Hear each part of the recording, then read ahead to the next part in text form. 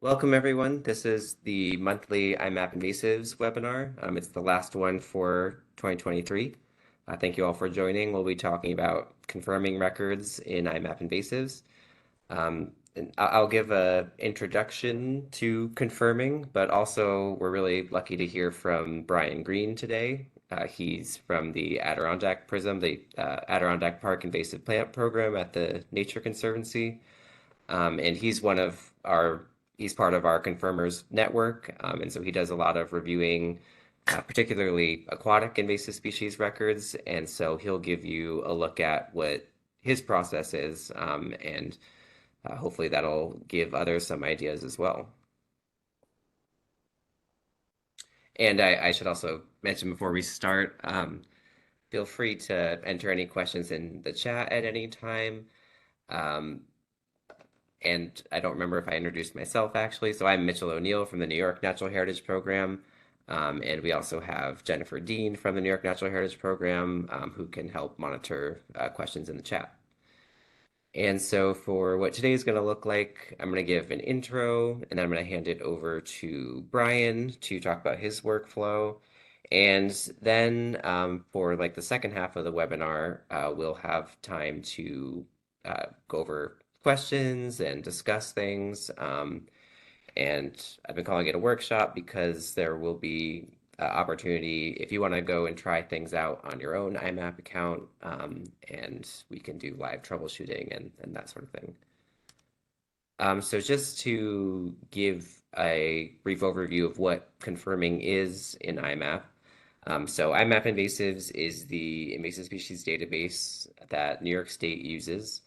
And so we get a wealth of information flowing in every single year from our professional partners like the PRISMs and state agencies, and also lots of smaller local nonprofits and even just general public and volunteers as well. So a lot of data is coming into IMAP.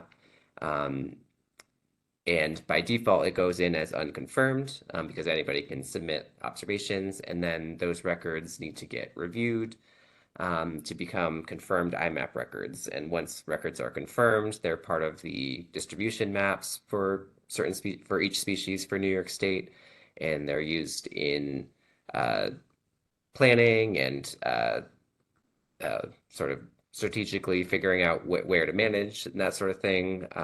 The prisms use IMAP data for that. And also our tiers analysis, which sorts species based on how abundant they are in each region. Um, a lot of that comes from the confirmed reports in IMAP invasives. And so we have a lot of data coming in from this year. We we certainly have thousands of unconfirmed records that we would certainly appreciate help reviewing. A lot of people on the call are people who are already helping us review, so thank you all so much for all your confirming that you do throughout the year. But just to give you an idea, the it's not just the IMAP team doing confirming, it's really a big network of PRISM staff, agency staff, naturalists across the state, all sorts of people. So for high priority and regulated species, so stuff like spotted lanternfly, giant hogweed, species with specific programs at the state, there's often a specific person at a state agency who is doing those, who's reviewing that data. So we have like specific reviewers for certain species. For first in county reports, so the first time a species is reported in a county, we review those at MYNHP. And then for other key records, so just other data coming in, we've got a lot of people like PRISM staff and agency staff who are looking at the data coming in, and for species they're interested in areas that they're interested in, they are confirming those records as well. And then we also have a ton of data left over even after the hard work done on those reports. There's also lots of records of maybe common species that are not going to reach the priority of our other data reviewers, but that data is still important for the invasive species tiers and other prioritization efforts. So it's all useful data. but we need help confirming it. And so we also have some volunteer confirmers as well, who we're very grateful for, who review a lot of the common invasive species reports, which is a very large portion of our database.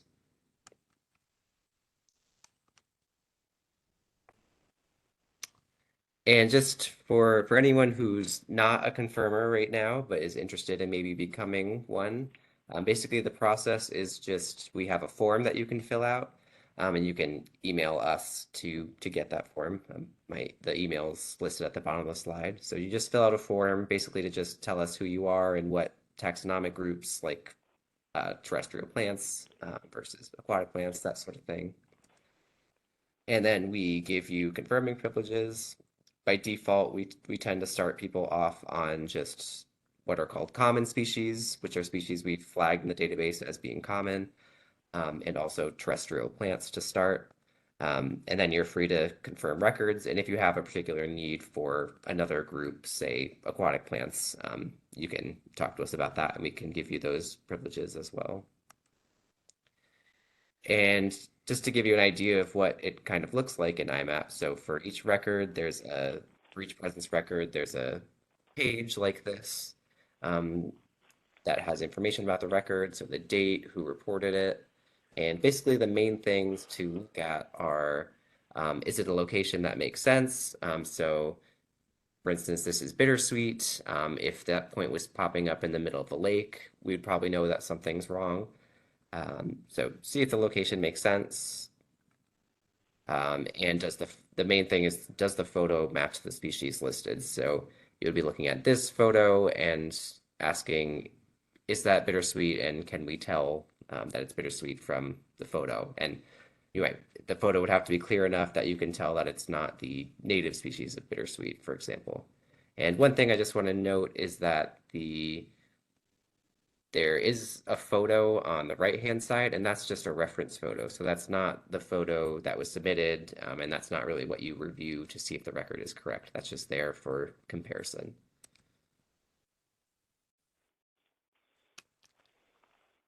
Um, and so there are kind of four main scenarios when you're confirming. So the easiest one is if the species is correct and you can tell that it's correct, then you just confirm that record.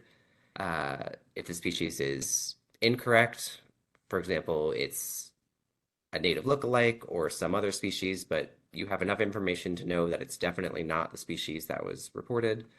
And if it's a native species or an untracked species, you can contact us to delete that record.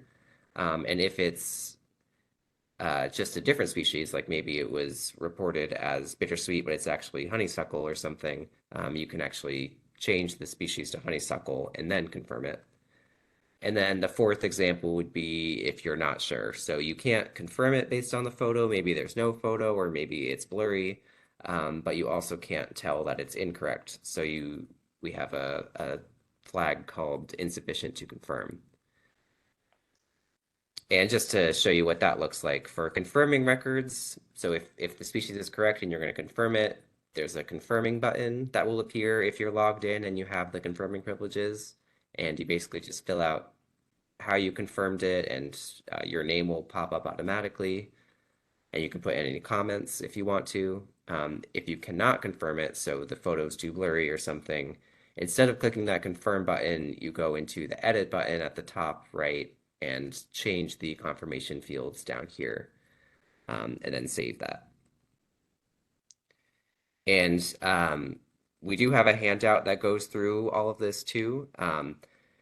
But there are also lots of tricks beyond just the basics of how to confirm that can help make confirming more efficient.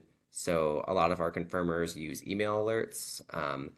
Those you can put in the species or area that you're interested in, and in your email, you'll get kind of a table that lists out all the records that met that criteria each day or each week, depending on how you set up the alert. So that can help in bundling up the records that you might be interested in confirming, rather than going into the IMAP interface and just seeing the thousands of unconfirmed records there. Um, Other things that might help would be filtering. So I know Brian's going to show a little bit about the email alerts and the filter tool. So you can filter on species that you're interested in reviewing. And another trick is you can, if you filter on some species you're interested in and zoom into your area and get the map the way you like it, you can actually bookmark the URL, and then you can get to that map whenever you want without having to reset all those filters again. So there's lots of different ways to go about confirming.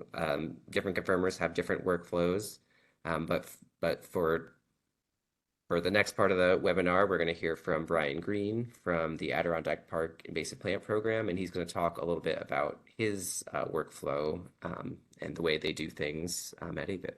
So I'll hand it over to Brian now.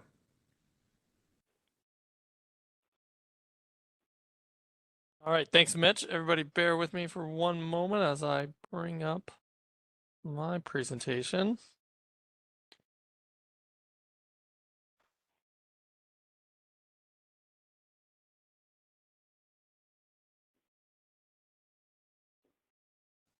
And while he's pulling that up, I'll just say another thank you to Brian, both for doing this presentation today, but also just for all of the diligent confirming he does each year.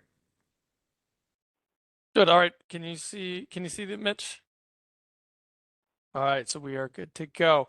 Well, I'm always happy to talk about IMAP. I am an IMAP evangelist, and I really feel like it is just such a critical tool for all of us doing invasive species work. And we're really fortunate in New York to have this as a network. When I have lived or worked in other states, sometimes it's done through a patchwork of different websites or different services. And so just having one centralized database where we're all putting it in and that has these kind of workflows and double checks on it is really critical and important. Just to give you kind of like an idea for the Adirondack Prism, so we're 6.6 million acres, the Adirondack Park blue line, and then Franklin and Clinton counties going north to the Canadian border. In that region, just this year, I think we got 100. We're currently sitting this year at like 141 aquatic species reports of 10 different species from dozens of different users. That doesn't even include our part of our core staff yet from the observation we get. So very easily, in a region, in an area, you're getting, hundreds, to maybe even up to 1,000 observations. So, kind of going through and having a process in place can really help you kind of manage that data. So I'm happy to talk about mine. We'll go through kind of how we do it. I do it up here and how it works in the Adirondacks. And then, we'll show off some of the stuff on the website. And then if you have questions or things you want to ask about, feel free to chime in. Yeah, so we're going to go over our APIP requirements. I'll talk a little bit about the email alerts, the general workflow process, and then I'll give you some of these examples of confirming or non-confirming. And here's just a screenshot of the Adirondack region with all these different unconfirmed reports that are in IMAP currently. So like Mitch said, ideally you get a good observation. It's coming in through to the IMAP system, and it has an expert, maybe somebody that has ID'd it. Ideally, it's in an area that we already know this plant or animal species exists, so that helps us have high confidence in it. And then another thing is that it has a quality photo with key features visible. You'll get a lot of different photos, some of them good, some of them bad. And so, that is like your ideal situation of what I would call a good observation. And then you'll get these other ones that I kind of call questionable observations. So it's in a new area. Maybe like, you pay a lot of attention to first in the county or ones that are really far away from other known observations. It could be an unknown observer, so somebody that you don't know, it's not part of your network. No photo or poor photo.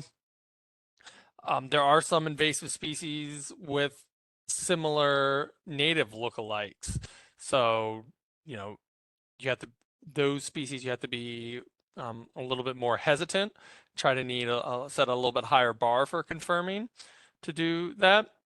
And then in the Adirondacks for us, especially with the aquatic side, we we don't like to confirm fragments or dead materials because it's a little bit hard to know, was that from that water body or somebody moved it to another place? And I'll go over a couple examples um, like this. So email alerts, I think this is a really good tool to use. So you can go in and you can create custom alerts based on whatever it is that you are interested in. You can do this by single species, by the whole genus, or by types. So like a plant type or an animal type. Here in this example right here, I've set one that I have for um, all plant species that have an aquatic habitat type. And you can also select a geography of interest. And so I am choosing the prism geography for the Adirondack Park invasive plant program one.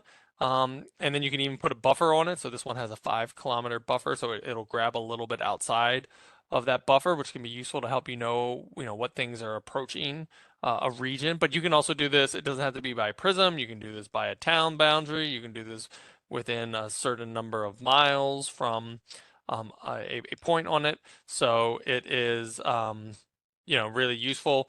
And then you can select when you want to report, you know, either daily, I think you can get it instantaneously, or like a weekly kind of summary for it.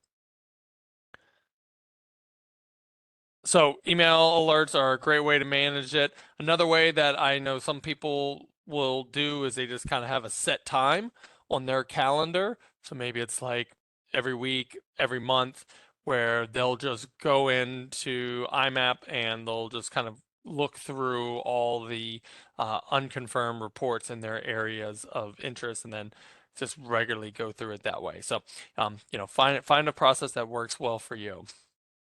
And this is an example of the email alert that you'll get. So I think I have mine usually set up for most of them are daily. So it said, okay, here's 3 reports for broadleaf for variable water milfoil from Hamilton County, and they come in, as Mitch said, as unconfirmed, and then you can log into IMAP and click on these record ID, and it'll take you right to that observation, and then you can look at it and make a determination about what to do next. So here's kind of our APIP process that we generally go through. You know, usually sometimes it's APIP staff ourselves or partners at other and nonprofit environmental groups or towns, counties, soil and water districts, or just general members of the public, school groups, students, members of lake associations. And so ideally they are putting it directly into iMapInvasives themselves, either using the iMap mobile app or through the website. Sometimes we will get reports from people, from email or from some other different way, and then usually APIP ourselves will then take that information and put it in IMAP for them. But we definitely prefer if they can put it in there themselves. So for me, I get an email alert about the species that I'm most concerned about, and it comes in as unconfirmed. I'll review it, and if it's one of these good observations, I'd probably say 6 out of 10 times, it's something that we can see right off the bat, and it has somebody that we know, it's in an area that we know of, or has a good quality photo that we can then just confirmed, and it stays in the system as confirmed.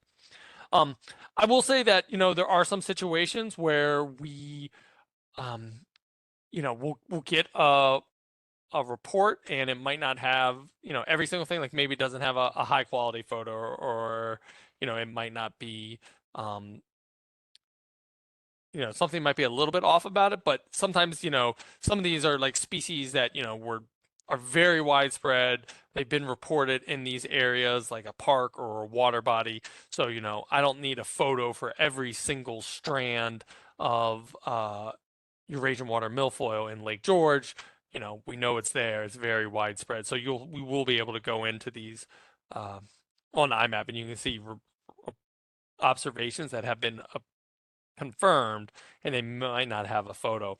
Also, sometimes when we are working with our professional staff and we are out doing detailed delineations of invasive species, you know, monitoring polygons, year after year, we might not take a photo for every single polygon infestation or bed that we are mapping. But our general approach is that we definitely do not confirm any known new species to a water body without a photo or a physical sample that we can verify. Um, so the other kind of branch of this workflow is if it comes in unconfirmed, but it's one of these poor observations. So it's in an area that the species has not previously been known in. We don't have a good photo. It's maybe somebody we're not that familiar with. So then usually what this triggers is we have to do something to collect other information about this. Um, uh, Sometimes when you go through that process, you'll usually reach out to the person who submitted the observation, by phone or by email, and they can either give you some other kind of missing piece of information. Maybe they had it in they put it in the wrong location. There's a lot of times I've been doing things on ponds or lakes, and I'll see something pop up, and it's like, this doesn't really make sense right here, and it's like, and you start to go down this track and like, oh, it's not the rock pond and to the east of Indian Lake, it's the rock pond, that's to the west of Square Pond, or something. So they just confuse where it was on the landscape. So, oftentimes you'll have to kind of do some little sleuthing to figure it out. Um, Sometimes you'll collect this other information and it's not enough for you to confirm it, but we have some of these uh ones where we're unsure of, and we're unsure of the point where we don't even want to say it's insufficient to confirm. It's just like we kind of just need more information. And so some of these ones we will leave in the record as unconfirmed for a while, really to kind of serve as a reminder, and as a reminder for not just ourselves but other people looking at this, that hey, here's a report. It hasn't been confirmed yet, but we're still trying to figure out what is going on there, so it can be a useful reminder. And I'll go over that. And then sometimes you'll go through this observation, you'll collect the other information, and you'll decide, hey, either it's incorrect, that it's not an invasive species, or it's a misidentified species. And then you'll either have to, correct the species name if it's another invasive species, or reach out to people like Mitch and iMapInvasives and, have them remove and delete the observation. So let me go through a couple of scenarios for this. So here's an example of a good observation. It came from Tamara Van Ren, who's our program coordinator, manager here at APIP. She was out on with the Lake George Park Commission as part of their Asian clam annual survey. So it's in a place, it's in Lake George. It's in an area that we're very familiar with. She has a photo that shows two individuals. We can clearly see, the key identification features, the color and the strong rings on them. So, boop, this is an easy one that comes through, and we're able to confirm, pretty quickly. Here is another one. Here's one that actually I did. So I put in an observation of variable water milfoil or broadleaf water milfoil, and I wanted to do this species even though it was in a known area. I think we'd already delineated this, but variable leaf can be a tricky species.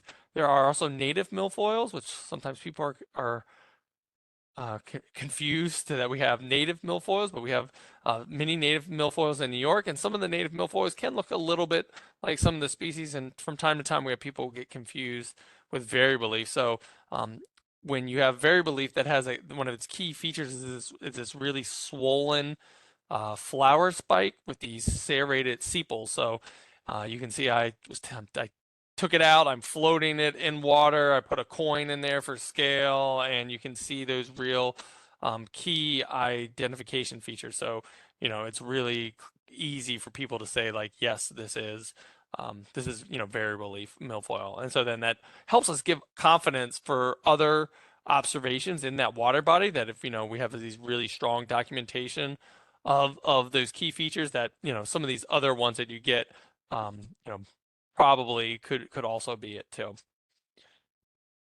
And then you'll see like in the comments, it's always great when people fill out, as much information as they can in the comments section about it. Um, Here's a poor observation. I'm sure many of us have gotten photos like this, and it's like, there's an invasive species in this photo, and it's like, well, I can see at least like 3 or 4 different plant species in here, but it's really hard for me to, know if the specific invasive species you've tagged this as is in there. So, this is kind of your nightmare scenario where then you're following back up with them as far as the photo, and it's like, all right, I can't really figure out what this is. Do you have a better photo? Can you go back out there and get a physical sample? Um, so. So yeah, so this is something that you have, and then maybe this goes into eventually once you sleuth it out, maybe it gets down to no, it's not it. We need to delete this record, or you are able to get some more information, add a new photo, add another description, and then be able to confirm it. Here's one that I got. Oh, I can't. It was this summer. Um, from an observer. I wasn't familiar with this observer before this came in.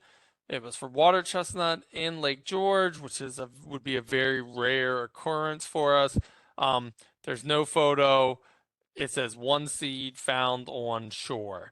So we reached out to this observer. We got their information and communicate with them, and they said, yeah, they found a nutlet on the on the beach here in Lake George. And, we had a high confidence that it was a nutlet like this, but, we don't confirm it. We generally won't confirm these ones without finding mature water chestnut plants in the area. But it's a good one to leave in the system as unconfirmed because we then have been doing follow-up surveys in the area. So it kind of serves for a reminder for people to, hey, somebody found something here, um, and maybe we need to do some more checking on it. Uh, Here's another one that's very similar type of thing, but this one, had a photo with it. So this was from the summer of 2022 on Great Sacandaga. So we got a report from somebody we weren't super familiar with, and it is of water chestnut in a place where it is rarely reported, but they had a photo of it. And so it's like, oh, okay, you can see there's a photo of somebody's hand and they're holding a water chestnut. That's a water that is a water chestnut, like there's no question about that. But then when you're kind of looking at it, you can see like, well, this photo doesn't really look like they're outside. So we contacted the person and they said, yes, we found the chestnut in our garage at our house when we had brought our motorboat back in from being out on Great Sacandaga. Now they told us that they only put their motorboat on Great Sacandaga. So it's a little unclear that, it's not like they had transferred from one lake to another lake.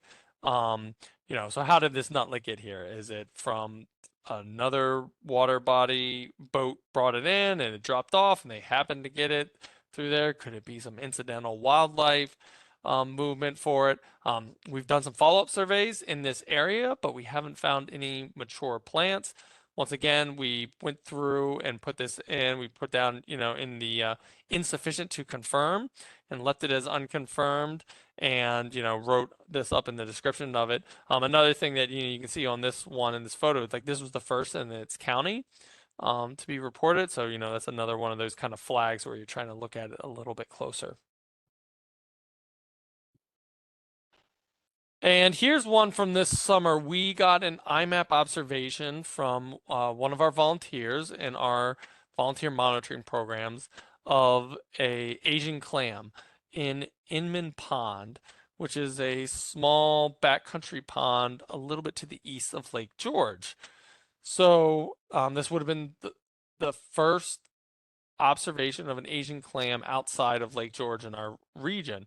It wasn't an area that kind of made sense. It was very close as the crow flies to Lake George, but it is uh you know it's a backcountry pond, non-motorized boat use, you got to carry a canoe in for a ways to get it. So it didn't exactly make sense, but the photo is like, okay, this could be um an Asian clam, an invasive clam. You can see some of the ridges. The color looks a little bit different on it. So we contacted our volunteer and said, hey, could you actually go back there and get us a physical sample and send it to us?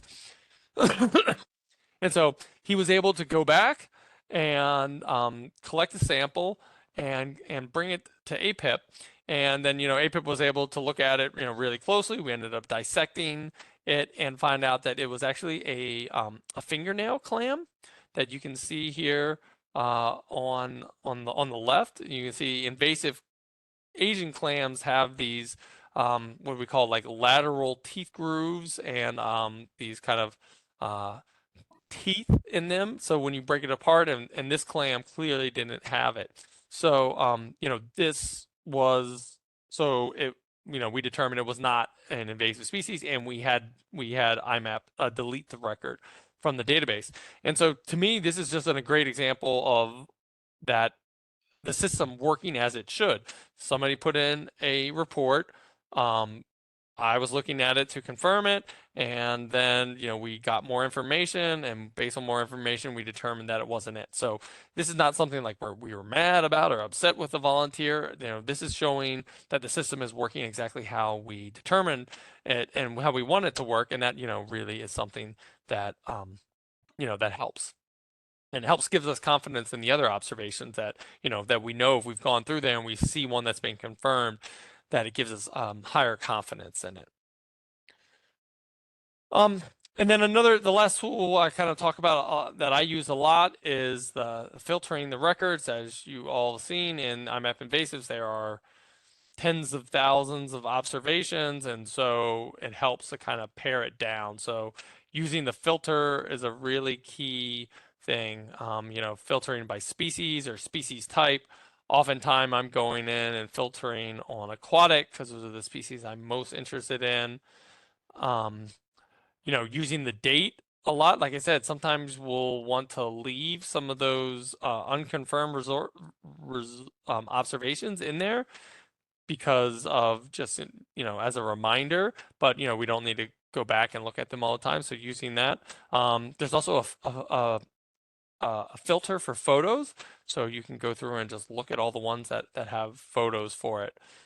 So let me stop sharing this screen and let me see if I can share my web browser, and I should be able to uh, go through and show you some of these examples right here. Okay. So here's iMapInvasives. I have this. I've brought it up. I'm filtering it on uh, aquatic habitat, so I'm only see the aquatic ones, and I have the confirmed species turned off. So I'm only seeing these pink dots for these unconfirmed ones. So you can see some of these different species around here. Um, Here's one that I saved to do right now with everybody. So um, this is an observation. It came in this fall. So the observer is Lee Walrath. He is an aquatic plant scientist, so has a very uh, large knowledge of this. We've worked with him for a long time. So it is an area that we know to have variable leaf water milfoil. He's got a photo of the lake, just showing you the general habitat. So we know he's in the right area. And then he has a photo of the invasive species showing their the tight whorls, the so the variable spacing that it has along it. So this is something that we feel confident in. So we can go into confirm, and I'll confirm this by photo ID, and I'll say ID by expert. It's been verified by me, and if I hit the continue button, it'll go through and boop, now it pops up as confirmed, and you can see, it's verified by me, and that information's on there now. Um, so, so let's see. Um, here's, sometimes you'll see now, let me see, I think, some of these will be species or reports. Let me see that are probably my own ones. So here's a banded mystery snail. Um, one that I found in Lower Saranac. So pretty common. We know it. We have a good photo. I can't confirm my own one. So normally what I do is at the end of the season, I have one of my other uh, teammates go ask them to, hey, can you go through and can you confirm all the ones that that I put in, and so that they go through as that way. So good checks and balance. You can't confirm your own ones. And let me see. Um, here's an interesting one. That's actually a couple years old. Here's one that came in for water chestnut. Some of these water chestnut ones seem to be pretty interesting. It's from 2021. We got this photo of it in the Newcomb area, and it's a photo. It's definitely a photo of a water chestnut. But then when we got in, so water chestnut was not known in this area. We got in contact with the person who submitted it. This photo is actually a photo taken along the Hudson River, so in a different area, New York City, but they were, using it to kind of say that they knew what it is. Um, so, we've checked in this area and we still haven't found anything these 3 years. So we put this one down as insufficient data to confirm, saying that, we have not been able to confirm a sighting of water chestnut in this area. So it is definitely, something that, a different way to kind of go through here and figure this out.